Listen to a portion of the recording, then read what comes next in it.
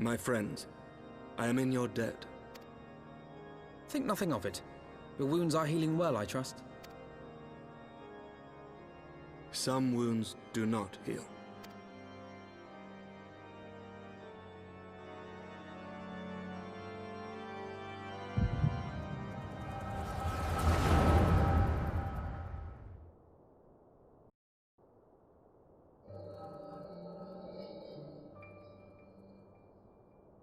The Founding. The Scriptures, 1,000 years of lies, all to deceive the common man. Nay, our own brothers and sisters. For the blood of the Knights 12 flows within all our veins. You knew this to be true. You knew, and you concealed it.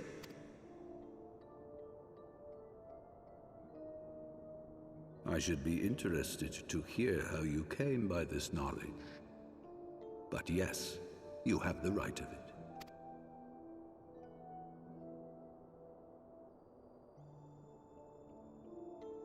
The architects of Ishgard, King Thordan and his Knights 12, entrapped and butchered the great worm, Ratatoskr, that they might partake of her eyes and thereby transcend their mortal limits.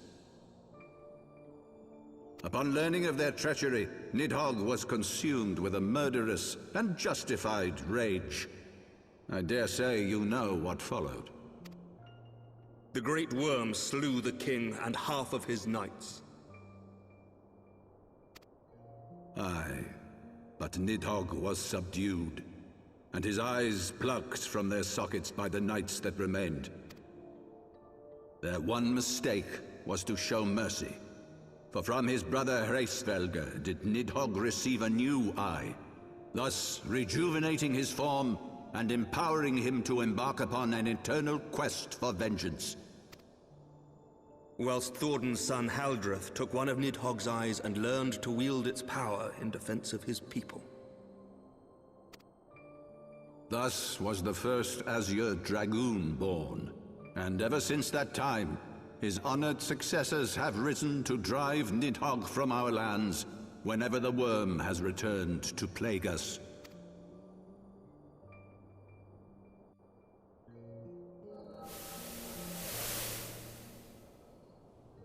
I ask you, my son, will you answer for my sins?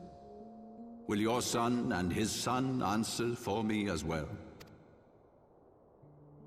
What do you mean? If a man cannot atone for his sins in the course of his all-too-fleeting life, must his progeny then be held to account? Must every subsequent generation be judged as well? Thordan's betrayal of Ratatoskr was an unconscionable, unforgivable sin. Should we then, as his descendants, meekly surrender ourselves to an eternity of punishment? Nay, say I. I would not see our children sacrificed in a vain attempt to appease an implacable foe. Dragons are not like us, my son.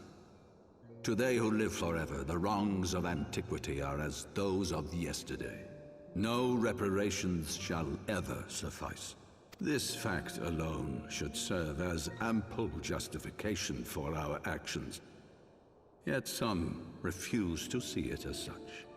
For men like you, who yearn to commit themselves to a nobler cause, a more compelling narrative is required.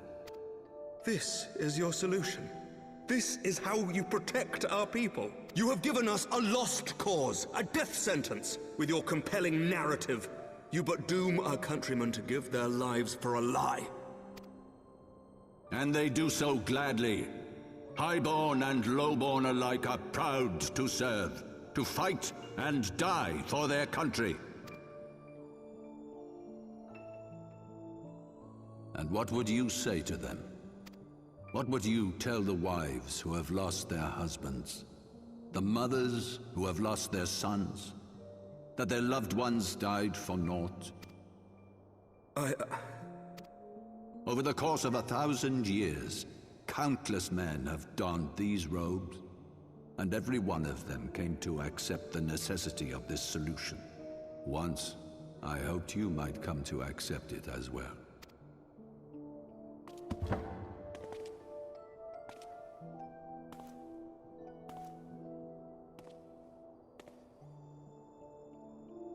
Do not despair, my son.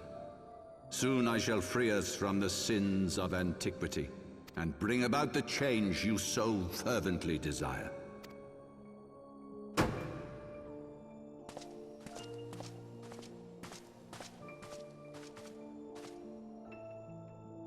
If he has spoken with others, I would have their names. Escort him to a cell and question him thoroughly. Your Eminence.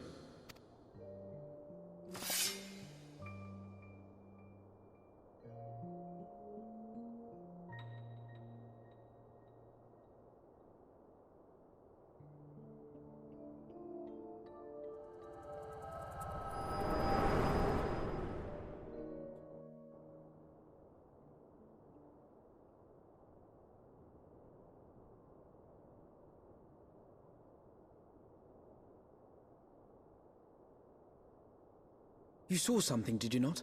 A vision of the past?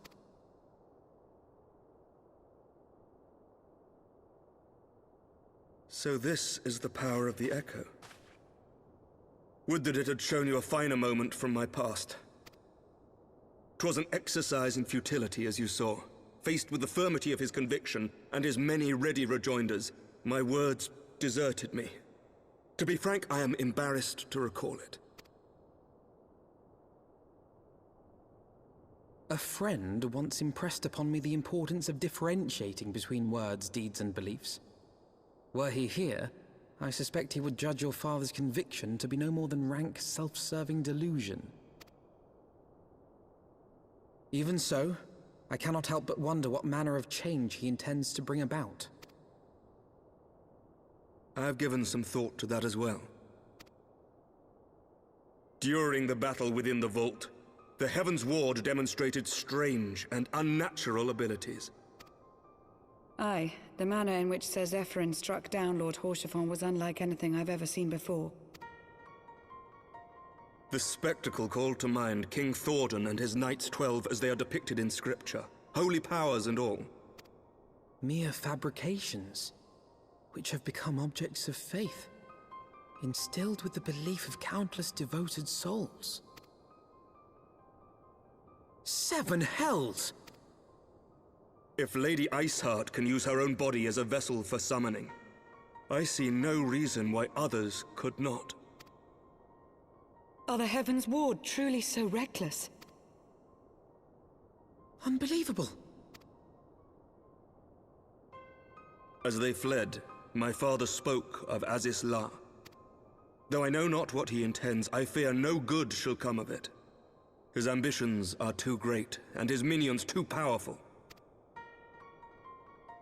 We must find the Heaven's Ward and stop my father before it is too late.